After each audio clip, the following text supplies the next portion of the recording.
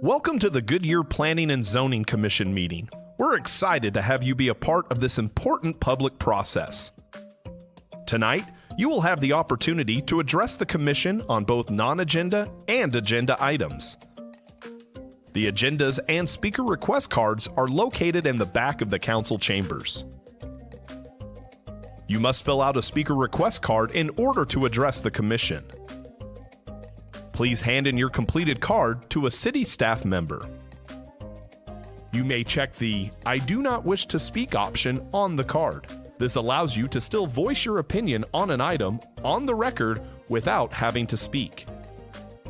In accordance with the Americans with Disabilities Act, please contact a staff member if you need any assistance. Public comment on a non-agenda item will take place during the citizen comment portion of the evening. These are items that don't appear on tonight's formal agenda. The commission secretary will call your name when it's time for you to speak. At that time, please approach the podium and tell us your name for the record. You'll have a maximum of 3 minutes. The timer is on the screens visible from the podium. Note that you may also choose not to speak if other speakers before you have said what you wanted to say. Shouting, cheering, and loud noises will not be tolerated, and violators may be removed for disrupting the meeting. Goodyear Planning and Zoning Commission meetings stream live on YouTube and online at goodyearaz.gov. Follow the city's social media pages so you don't miss out on all that's happening in Goodyear. Thank you for coming to this meeting and being an active part of your city. And remember, it's a great time to be in Goodyear. Good evening. The Planning and Zoning Commission meeting for February the 11th will now come to order. Will you please join me in the Pledge of Allegiance? I pledge allegiance to the flag of the United States of America and to the republic for which it stands, one nation, under God, indivisible, with liberty and justice for all. Before we go into the meeting, we have a new commissioner tonight. Justin McClendon is joining us on my far left here. So welcome, Justin. Thank you. All right, will the secretary note the roll? Commissioner McClendon is present. Commissioner Roberts is present. Commissioner Booth is present. Commissioner Hegedus is present. Commissioner Wang is absent. Chairman Clymer is present. We have a quorum. At this time, a vote shall be taken to excuse members who are unable to attend due to extenuating circumstances. Is there a motion and a second to excuse Commissioner Wang from the meeting? Okay, I have a motion from Commissioner Roberts and a second from Commissioner Booth.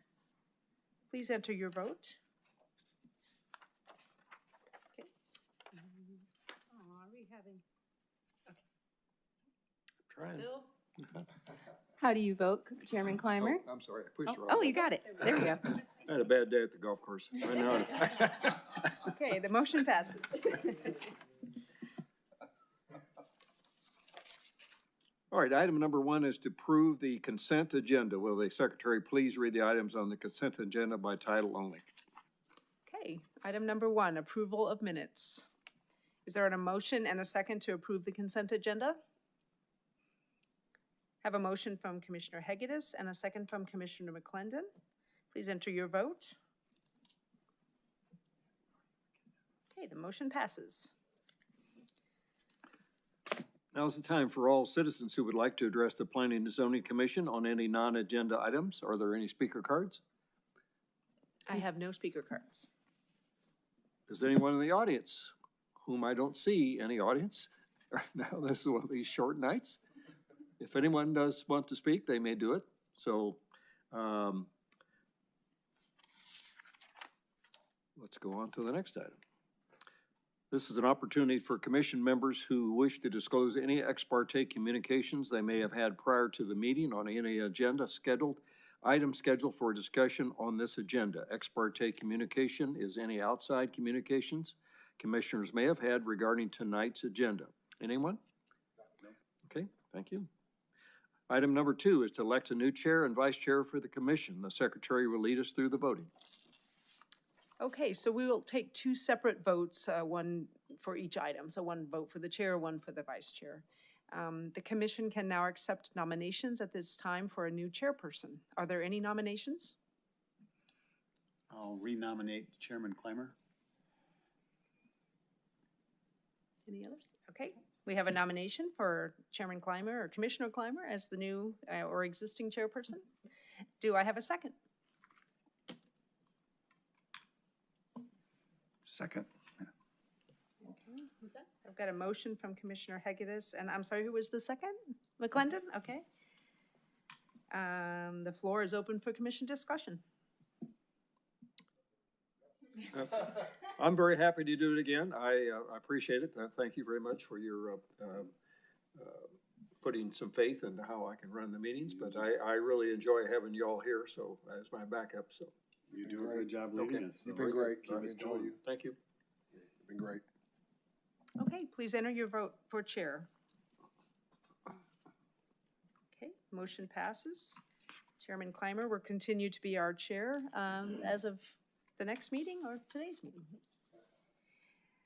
Okay, the commission can now accept nominations at this time for a new vice chair. Are there any nominations? I received a email from Commissioner Wang a couple of weeks ago saying he would like to nominate Marlon Booth, Commissioner Booth. Now, he's not here tonight, so I'm just saying that's what he said. And I would nominate you, although I think the rest of you should pass that on. Is there anyone else who wants to do it? Okay. Well, there you go. So if you're gonna pass that torch, that's fine with me. I'm fine with it if you don't want it. Either way, it's fine. Okay, there. I mean, it does up the pay just a little bit. Just a little bit?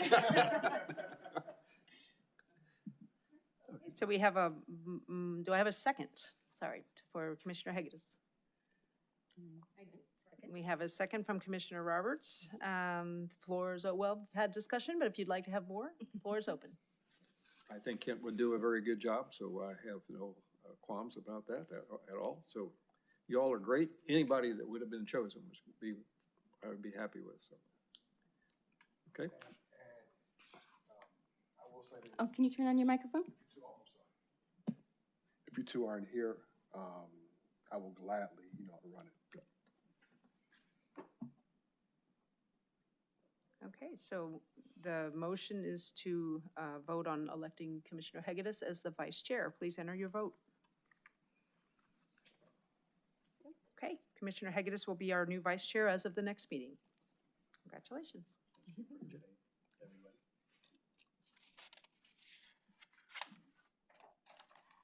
item number 3 is a staff update on economic and development trends within the city. This will be an information item only.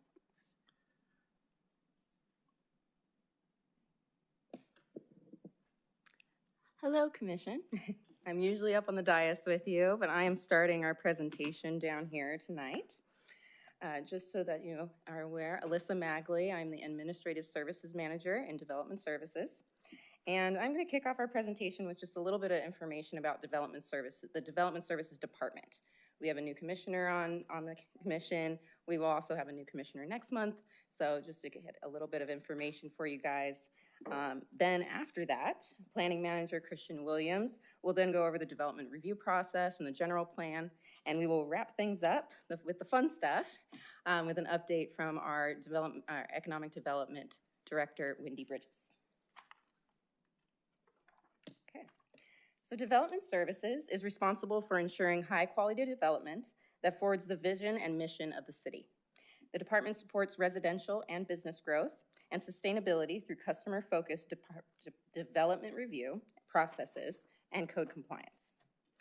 Updating and maintaining development-related plans, codes, and ordinances, such as the general plan, building code, and engineering design standards, is a primary responsibility to support a safe and vibrant community. So on the screen is a high-level overview of our department. There's a lot of people on there, but these are our actual divisions. The Development Services Department encompasses planning and zoning, permitting, building safety, civil engineering, and code compliance, all supported by an administration division, and that's me. I am a part of our administration division, and we coordinate the activities of all divisions, as well as managing the department budget, public records requests, and facilitating these commission meetings. Planning begins the development process through entitlement and design review, administering the zoning ordinance, design guidelines, and general plan. Building safety ensures quality construction through construction regulation and building occupancy. That includes both plan review and inspections. The civil side is responsible for approval of improvement plans on private and public property, also including both plan review and inspections. And a simplified way that I remembered it when I first started was building safety, they're above ground, civil's below. It's not always true, but it does make it a little bit easier on why we have that separation. Permitting assists our customers with applications, collects fees, and issues permits. They also perform reviews of what we call easy permits, and those include such things as patios, gas lines, solar, water meters, and fire sprinklers. And then finally, last but definitely not least, we have our code compliance division, who keeps Goodyear beautiful. Their focus is on educating citizens, encouraging voluntary compliance, and addressing city code violation complaints. And together, we form the Development Services Department, which is now a 72-member team that facilitates the growth of the city. So that was a little bit about development services. Now I'm just going to give you a little sneak preview of some stuff that will be coming to you and soon, hopefully. And so as you are aware, by being on the Planning and Zoning Commission, you are also the Board of Adjustment. And so the chair and vice chair that were just elected tonight will also serve in those capacities on the Board of Adjustment. So we have updated the Board of Adjustment bylaws, and we will be holding a meeting soon to vote on those updates. Once that is completed, we will also be looking at updating the Planning and Zoning Commission bylaws, but that will be later in the year. It's a fair amount of work. So finally, we should have a new commissioner starting next month, pending approval of their appointment by council at the February 23rd meeting. And I'll conclude my portion of the presentation with two different resources for you, and I can send this separately if you're not already aware of them. But just so that you can find out what's going on from the city, although like I said, the fun stuff will come later. So the first site is for city projects, and that can include such things as streets, parks, water, and wastewater development. The second site on this slide leads to our current development applications and that are working their way through the development process. And it's just a good way to be able to find out more information on these projects before they appear on an agenda for Commissioner Council. And now, to go over that development review process and the general plan, I'm going to introduce our planning manager, Christian Williams. Good evening, Christian. Happy New Year. Good evening. Happy New Year. Thank you, Alyssa, for that overview of our department structure, and congratulations, Vice Chairman. I want to go over how projects go from, I want to move this up a little bit. All right. I'm going to go over how projects go from a vision to a reality here within the city. They start with the general plan, go to zoning, plan review, and inspections. And where the commission and the residents truly fit in is in this gray box here, which is the general plan and the zoning or entitlement process. So before we talk about the general plan, though, I want to talk about the policies that shape how the Development Services Department operates. It starts at the top. The Arizona State Constitution and Arizona Revised Statutes, primarily Title IX for cities and towns, dictate the responsibilities of charter cities and what elements of zoning and codes cities are required to administer based on their population. And the city charter, which was approved by our Goodyear residents, that sets forth then the framework for our city government to function and establishes the roles and the responsibilities of our mayor and council, as well as our role for our city manager in conformance with all of the state laws in the Constitution. And from there, we have city codes that carry out the charter's vision. And finally, we have the zoning ordinance on the bottom, which is a part of those land development codes, and the other policy documents that fulfill all of those statutory requirements. So again, start from the state level Constitution down to how we administer that as a staff. So starting with our general plan. Cities our size are required to have a general plan, and our vision and our roadmap for growth is contained within it. The general plan was formally ratified by Goodyear residents by a vote of 75%, but it did not come from nowhere. A citizens advisory committee it's updated every 10 years, and it's again the roadmap for development. Did not come from nowhere though. A citizens committee was formed in April of 2022 to start that process and the kickoff. One-on-one meetings were had with our Goodyear City Council to go over their priorities for that general plan. And surveys were provided out to our residents of Goodyear to get their feedback on what their vision was for our 10 years. In September 2023, work sessions were held and we received comments from the public. And then we got comments on those drafts that were created based on that citizen feedback. Council formally adopted the plan in November 2023 by referring it to our voters, and then the voters ratified it in May 2024.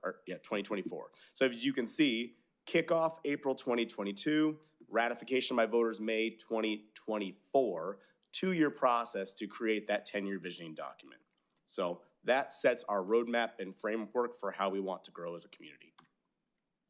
The general plan has minimum statutory requirements in Arizona state law, but ours, through public participation, has about 10 larger areas that we cover.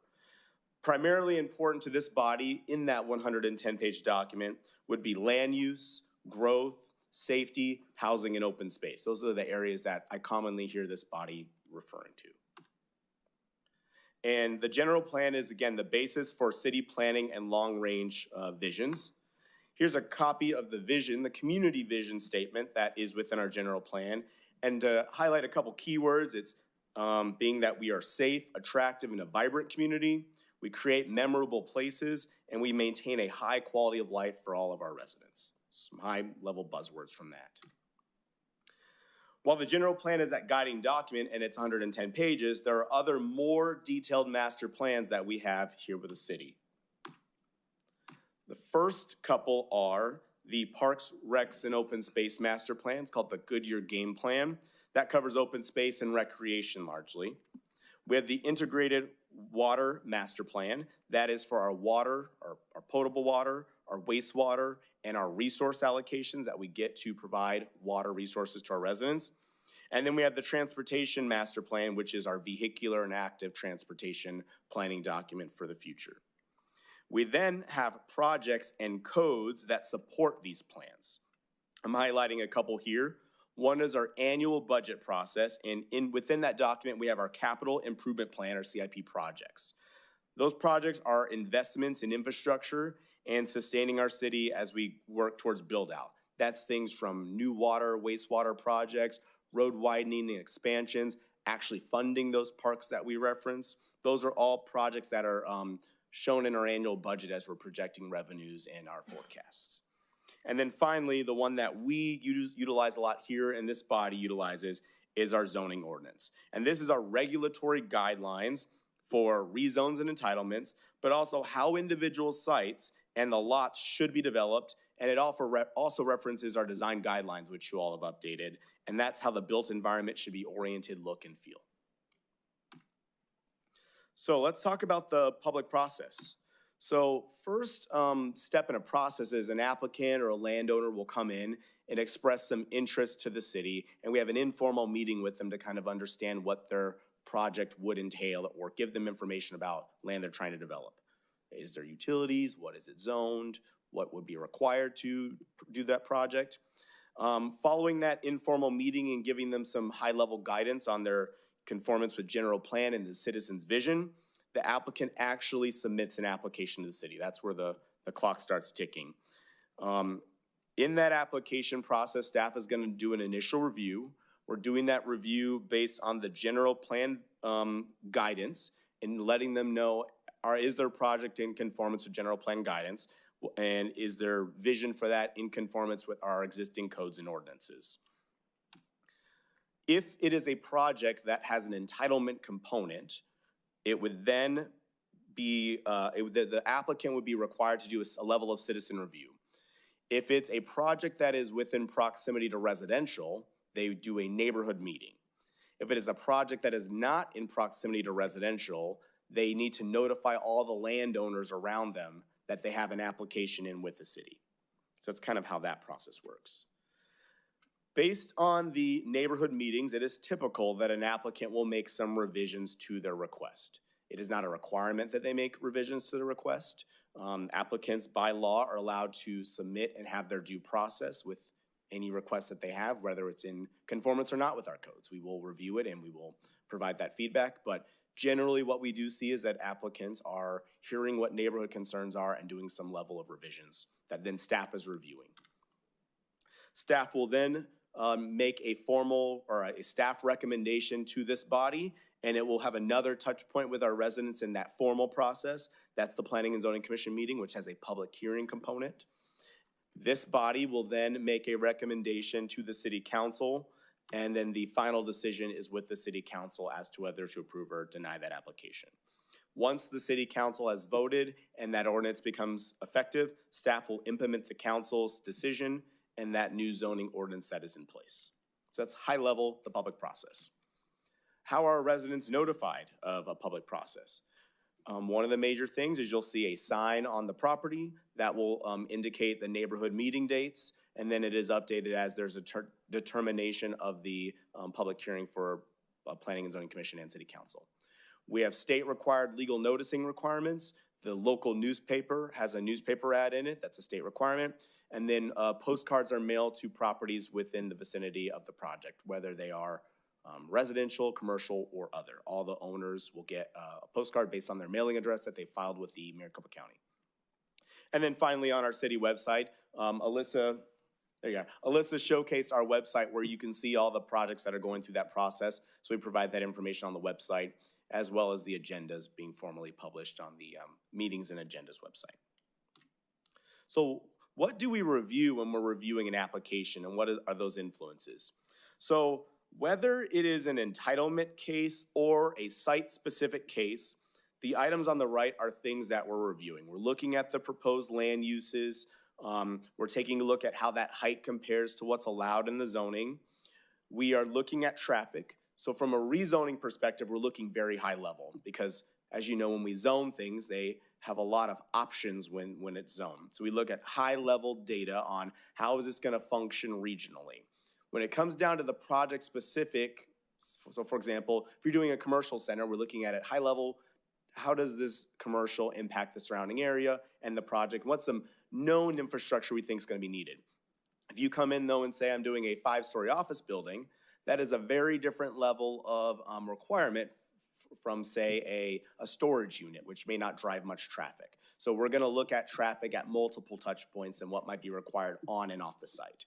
Looking at buffers, we look at buffers in zoning when we stipulate that they might need more open space or less open space. And we also look at that from the standards in our zoning ordinance. What's in that open space, how many trees, things of that nature. And then finally, safety, ingress, egress of the site, what are our closest fire stations, things of that nature we primarily look at the zoning level. But when we get to the site-specific level, we might be looking at, are there blind spots in the site where people might congregate and do unsavory things? Or how do we make sure there's eyes on a park? Things of that nature we're looking at the site-specific area. What we do not have control of is existing rights of a property. So even if a property comes in for a rezoning, we can't strip away a right from that property owner. And when we have a site plan, it doesn't matter per se if it's zoned commercial, doesn't matter if it's a Neiman Marcus or a discount grocer. The use is still grocer. So we can't influence or say we don't want a certain brand versus another. It's about the use. And also our personal preferences don't matter there as well. So if they're meeting our design guidelines that are, if they're meeting our design guidelines and their zoning ordinance requirements, it doesn't matter what our true preference is. It's what's in those documents that are guiding in the policy that we've established. Views. Just because you back up to a property, we don't consider views from your property. It's about the zoning. So we care about the height of the building as long as it meets zoning, but the view from a neighbor's property or factors such as that do not influence our review of the project. And then all state and federal laws must be followed. And as this body is very well aware, if the state changes regulations in Title IX, then we need to conform to regulations in Title IX, or we may not have the ability to impact anything on the left side that we typically have influence over. So following the plan approval, so we just high level talked about the general plan, the green box. We talked about the zoning process, the blue box. We talked about the purple box there, plan review. So after that, it is constructed, and that's where our inspections teams, and Alyssa's great analogy of the below ground, above ground, they'll do their inspections to make sure that the buildings are safe, built to code, built to our plans. They didn't make any modifications on the field that weren't approved. And then finally, that goes over to our wonderful team in code who ensures that it stays compliant with code, safe, and keeping our city looking beautiful.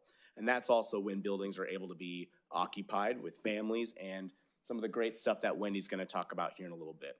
I thought I'd give you a quick high level. I know charts aren't the best on slides, but I just wanted to give you a high level look at where we've grown since approximately 2020. Since 2020 in the census, Goodyear's grown by between an average of 4 and 5% per year, and we've gained about 27,000 residents. So our general plan's guiding that growth, but since that time, we've grown about 27,000 residents. We don't appear to be slowing down from my look at it and the work we're doing upstairs. But our housing mix is also changing, and we have finalized a lot of homes.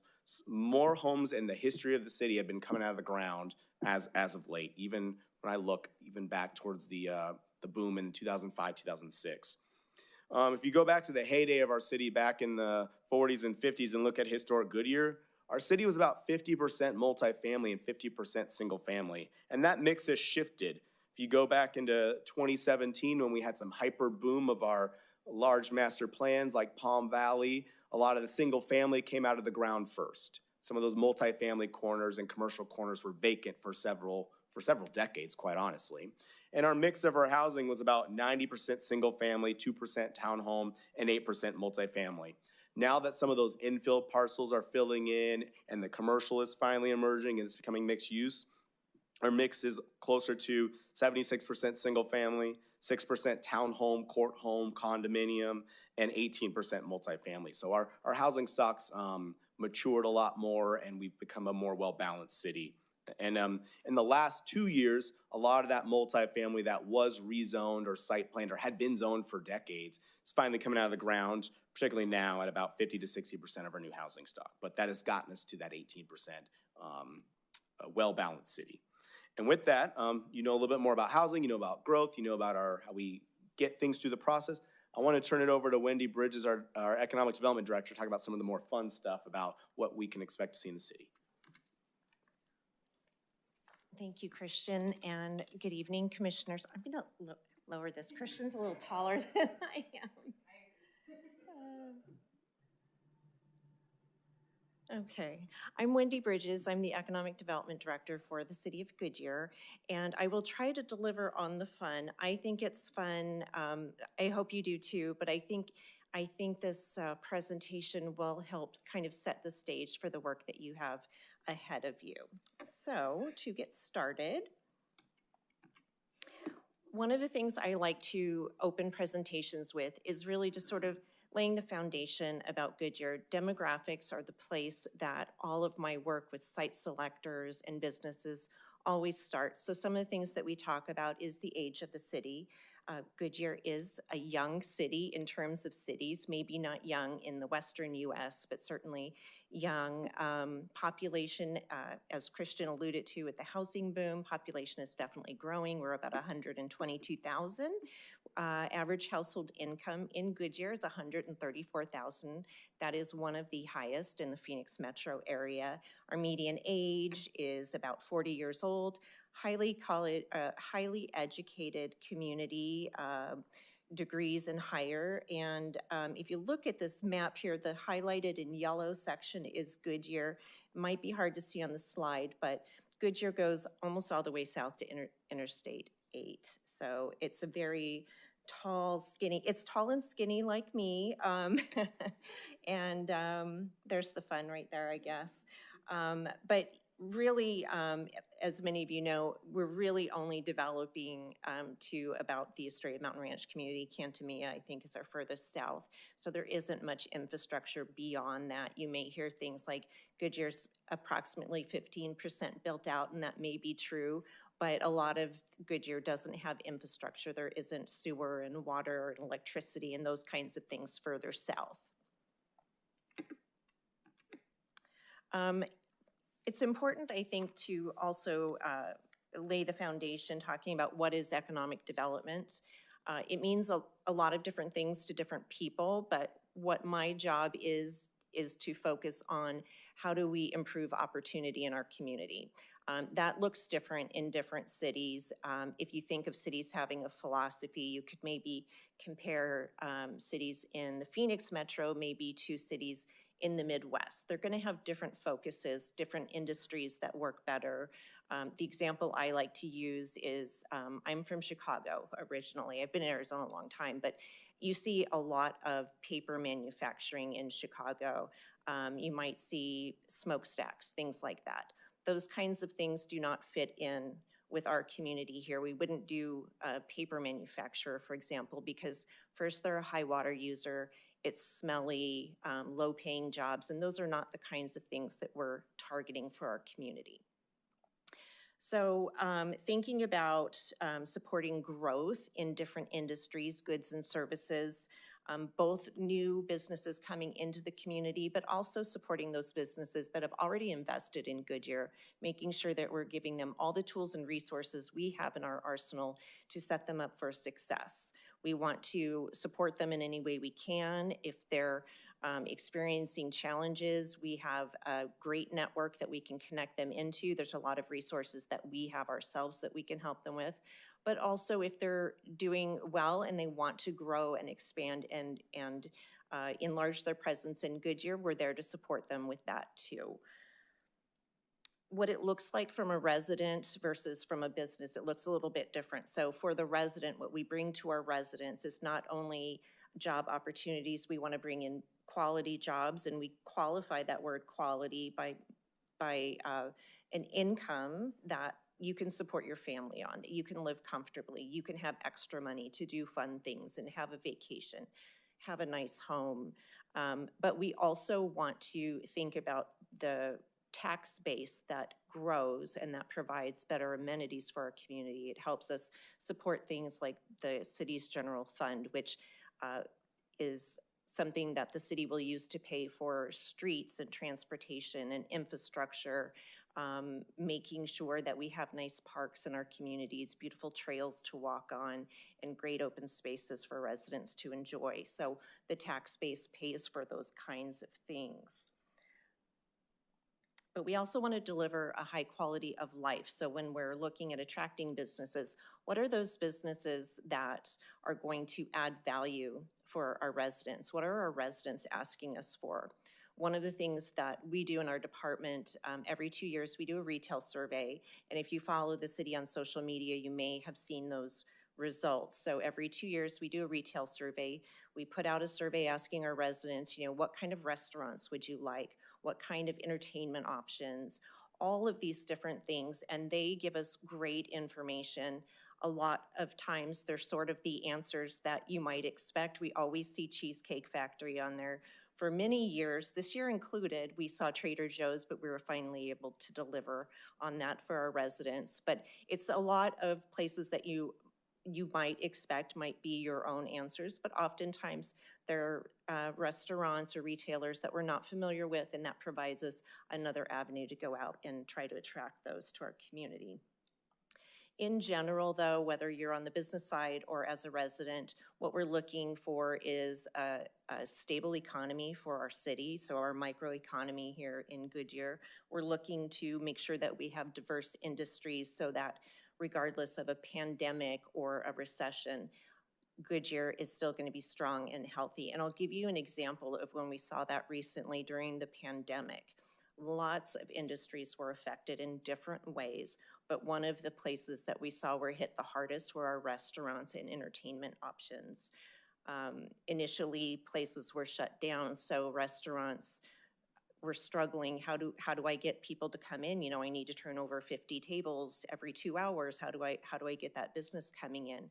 And that was challenging. And there were some solutions that, the pandemic was new. It took us all, I think, collectively as a community to learn how to work through those things and eventually come up with solutions. But on the other side, so while you have one industry that may be struggling, on the other side, what we saw is industries like Amazon, who has a big presence in our community, they were hiring more people. We were seeing more online ordering from Chewy, which is also in Goodyear, from Macy's, also in Goodyear, from REI and Dick's Sporting Goods, and many others. So we saw this other part of our community that was experiencing tremendous growth at a time when, I can speak for myself, I did a lot of ordering off Amazon. We ordered a lot of puzzles, a lot of games, a lot of books and things to fill the time.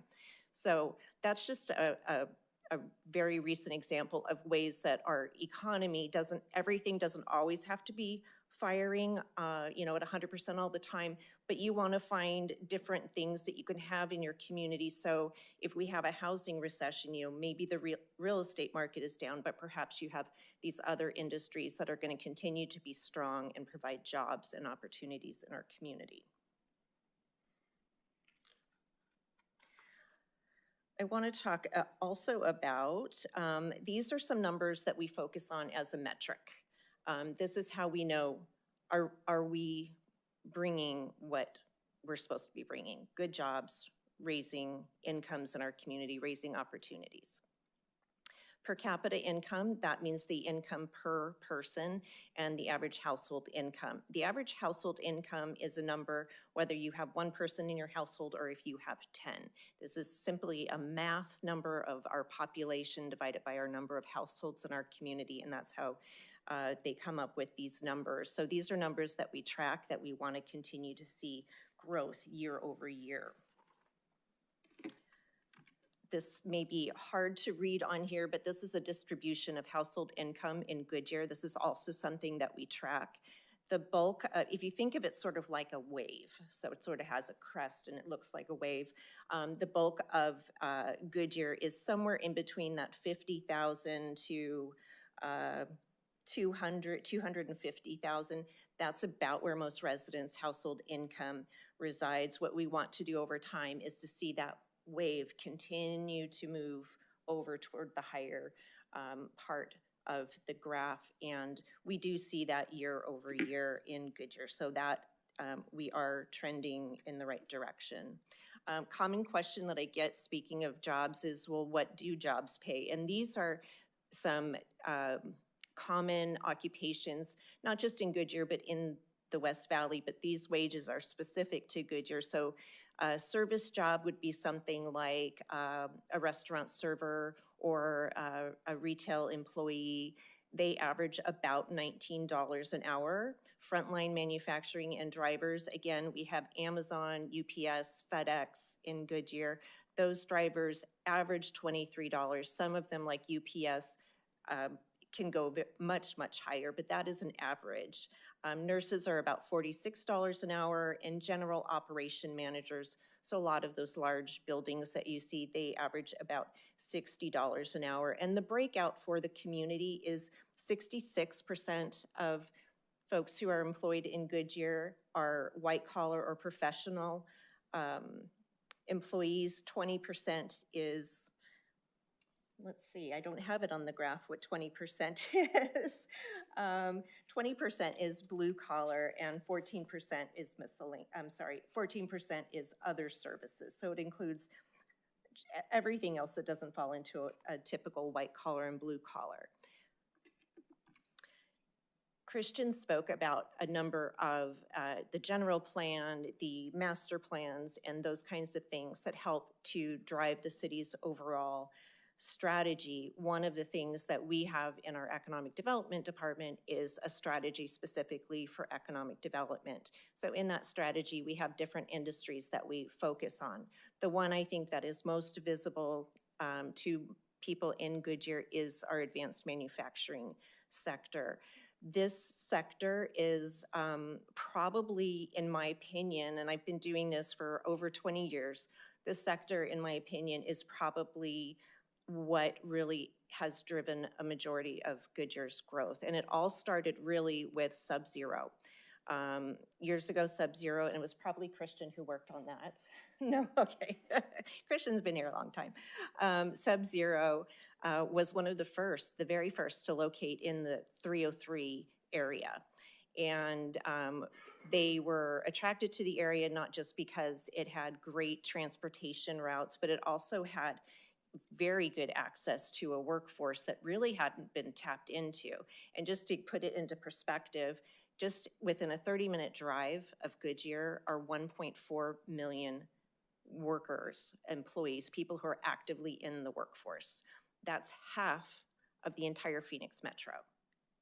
30-minute drive. Anyway, so Sub-Zero wanted to tap into that workforce. They also wanted to use the foreign trade zone benefits that are available in that area. So they made a significant investment in Goodyear, and they were the first. And as the saying goes, everyone else followed. And we're glad that they did, because we've gotten some great manufacturers in our community. Factor, if you're familiar with HelloFresh, Factor delivers to your home pre-made chef-inspired meals, and I personally have gotten them. They're really good. They're expensive. I only got them for 2 weeks. I did my trial, and then, so Factor is a commercial kitchen, really amazing. They hired 800 people. You see Anderson Windows, longtime Goodyear staple, not in the 303 area, but really incredible company, great to work for. They do have quality jobs, and they offer their employees excellent benefit packages. Newer to Goodyear is GTI Fabrication. They just made a, let me think of the number here, I believe it was $33 million investment on this building, and when they're fully operational and fully staffed, they'll have 600 new employees in this year, 2026. Another one that I don't have pictured on here that just came is Schneider Electric. They are an advanced manufacturing company that does electrical components. They invested it says 25 billion on here. I think it's 25 million, and brought 350 jobs to our community. So advanced manufacturing, that is the thing that really put Goodyear on the map, in my opinion, and based on my experience. It's probably not the thing that will take Goodyear to the next place. So I just want to kind of package that in a way. So we have more than this, but this is really what has helped Goodyear build such a great reputation in the business community. Life sciences. If I were a betting person, and I'm not, I don't buy lottery tickets, but if I were a betting person, this is where I would put my money. Life sciences, healthcare, allied health, that is one of the biggest demands that we have from our residents, and it is one of the greatest sources of leads that my team will work on. Anything in healthcare, life sciences, allied health, thanks to significant investments that have gotten a lot of attention by City of Hope, by Abrazo West, Ironwood, and many others. Banner Health just built this beautiful building right next to City Hall, a 3-story medical office building. It really speaks to the demand in our community. Our residents shouldn't have to drive an hour, maybe more, to Scottsdale to see a specialist. They should be able to get that care close to home. Not only should our residents be able to receive care convenient where they live, but we also want those jobs to be here in Goodyear as well.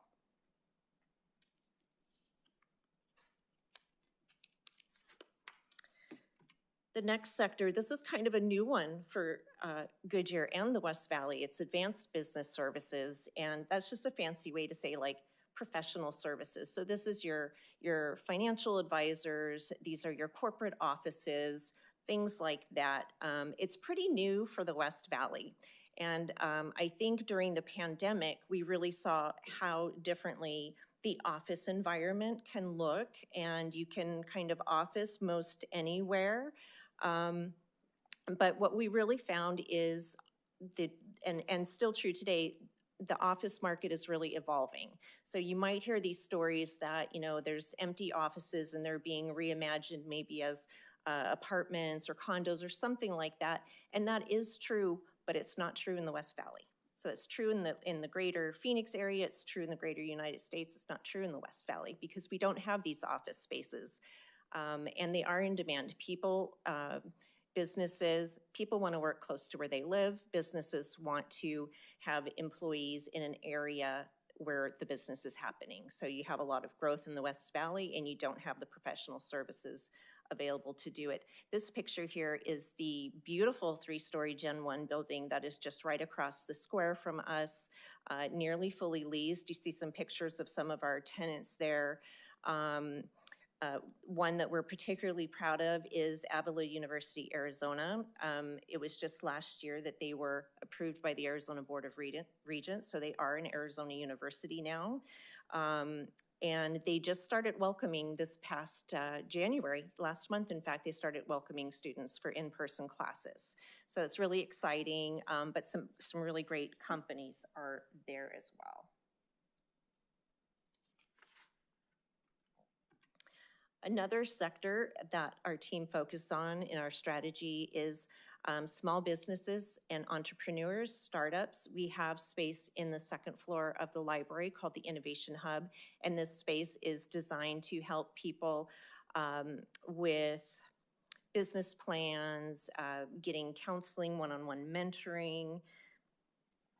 They do a variety of networking events, and we recently just signed a partnership with ASU to add additional programming, and that further strengthens the resources that we have available to our small business community.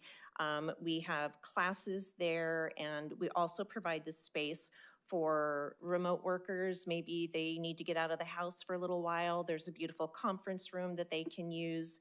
And probably one of the funnest events I think they do is about every quarter they do a Coffee and Connect. So all of these entrepreneurs and small business owners can get together and meet each other and find that they share common issues, common challenges, and we have seen on more than one occasion people combining their resources and solving a challenge. So that's really great. But we also work with the Arizona Commerce Authority, the Small Business Development Administration, and the Chamber for programming. And now I think this is the fun stuff that Alyssa and Christian were alluding to. People, the most common question I get is, tell me what's coming next, what's new? The fun stuff really is the restaurant and retail. I think these are the things that people get really excited about for their community. Goodyear, as I said, is a young community, so we don't have a lot of second generation space. So what you see is things coming up out of the ground. They have to be built. So we are lucky because as they are building it, they are coming. So this just gives you kind of an overview of GSQ at Civic Square and tells you some of the things on that are currently open and some of the things that are coming soon. Magdalena Steak and Tacos, I walked by there the other day to see their tenant improvements are well underway.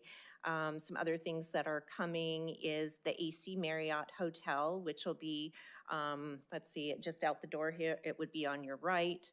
That'll be really exciting. You know, as you look through this, what's really unique about how this space is designed, it's all very intentional. One of the things that is important when you're creating a downtown core is understanding how the population will use the space.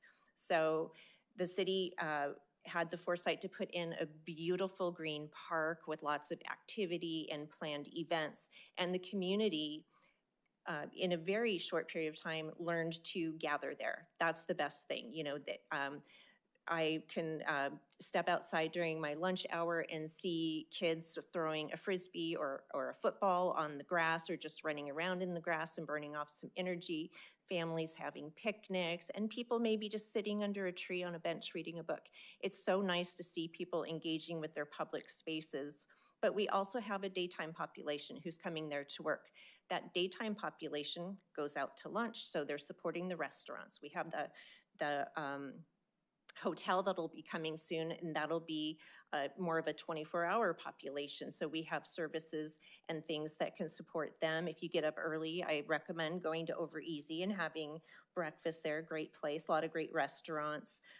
What I am getting really excited though, I think it's on the next slide, little drum roll. I'm getting really excited about what is happening just across the street from us. One of my most favorite online shopping places, Nordstrom Rack, will be coming soon, but also some names that you probably will recognize. Fogo de Chão, First Watch is open now. The Kura Revolving Sushi Bar, I haven't been to one, I hear they're great. But some other restaurants and let's see, Firebirds, Black Rock Coffee. And, you know, it seems out of place, but as the space develops, it makes sense. But there will also be a veterinary clinic. So you have a way to serve different populations of the community, but also a lot of these restaurants have been on our retail survey that I mentioned earlier. So we're really, our residents are asking and we're doing our very best to deliver.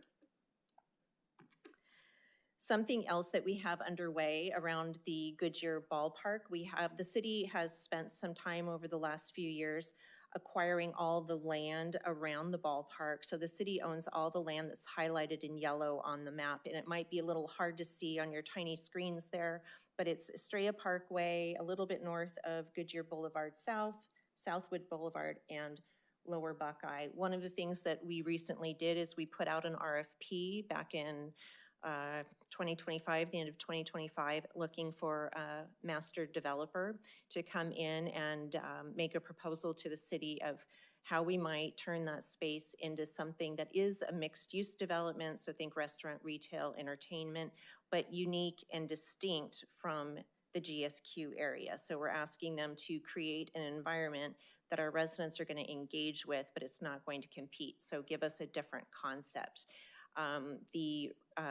The RFP did close on January 27th, and we are currently scoring the submissions, so stay tuned. I hope to bring you news, or you may see it on a commission agenda before I do.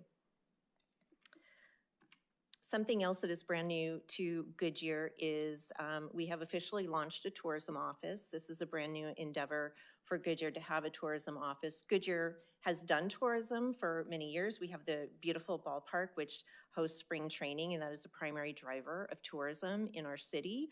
But we also have year-round events that happen at the ballpark. We also have some great community events that have had a broader appeal over time. You know, our 4th of July events is one example.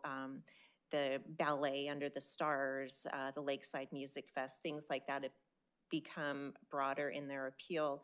And one that recently came on my radar was a mountain bike race that happens in the Estrella Mountains. So I have experience in tourism going back I must have been a baby when I started, but many decades. And one thing that I know for sure is we have tremendous amenities in Goodyear. We have the beautiful Estrella Mountains right in our backyard. The Audubon Society has designated an important birding area in our backyard. So we do have these amenities for outdoor adventure, hikes, bike rides, and places for families to gather in nature and enjoy the outdoors and the beautiful weather that we have a majority of the year, in addition to fantastic community events and, of course, spring training. So we've spent the past year building the office out and getting all of the technical requirements in order, getting our approvals from the state of Arizona, et cetera. And with the new budget year, we will begin a consumer focus. So you'll start to see some marketing. And I left you some goodies there from our Tourism and Economic Development Office.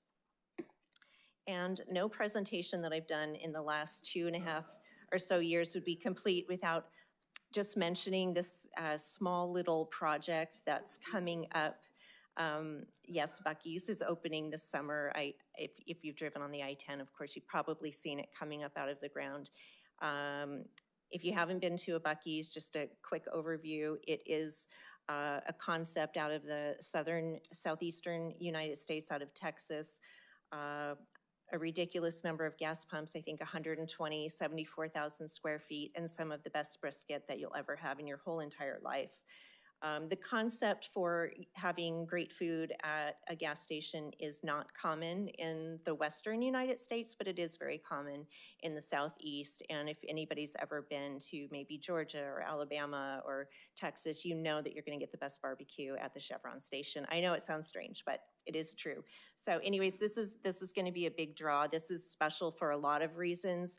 This is the first Buc-ee's that is this close to a metropolitan area and certainly this close to a city center. So it'll look a little bit different, and the city has already designated staff members who are identifying areas like traffic safety, but also how do we capitalize on this many visitors coming to Goodyear? How do we encourage them to, you know, don't just hop back on the freeway after you've been to Buc-ee's. Please come and enjoy our restaurants. Please spend some time in our beautiful parks. Please enjoy our outdoor adventure. And if you don't have time on this trip, please come back next time and spend a little time in Goodyear. So this is a really exciting opportunity, I think, for our community in a lot of ways.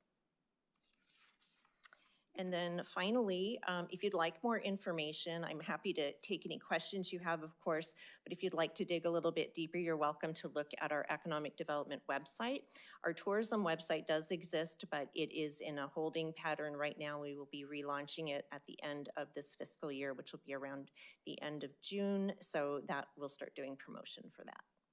And that concludes my presentation. Thank you. Thank you very much. You're very welcome. Turn your mic back on, Chairman. Yes. Thank you. Okay. Greatly appreciated you too. We enjoyed that. And looking forward to more and more of what's coming up about in our great city. Are there any staff communications? There are. Here's an update from the last council meeting that had Planning and Zoning Commission recommendations. At their regular city council meeting on January 26th, the Goodyear City Council voted to approve a general plan amendment for Rio 1900, which rezoned or changed the land use designation for an area for open space to neighborhood. And that was followed up by the approval of the Rio 1900 rezone, which is a mixed use or mixed land use project, which will have single family, multifamily, and commercial potential resort just north of Estrella, just south of the Gila River. That was approved by City Council. And there was one other project, the Celebration Plaza amended planned area development. Council considered a different option, and that rezoned the property to reduce the medical office parking in conformance with your recommendation from the 1 to 150 square foot up or down to 1 to 200 square foot. But it also permitted the 3 drive-throughs with a use permit. Oh, wow. So in one of those drive-throughs will be restricted to NCAP, and you will see a project come back before you if they do want those drive-throughs, because it will require a use permit, which would, again, go before this body. That's my update. Thank you. Thank you. Next Planning and Zoning Commission meeting will be held on March the 11th here in this beautiful council chambers. If there's no further business, meeting is adjourned.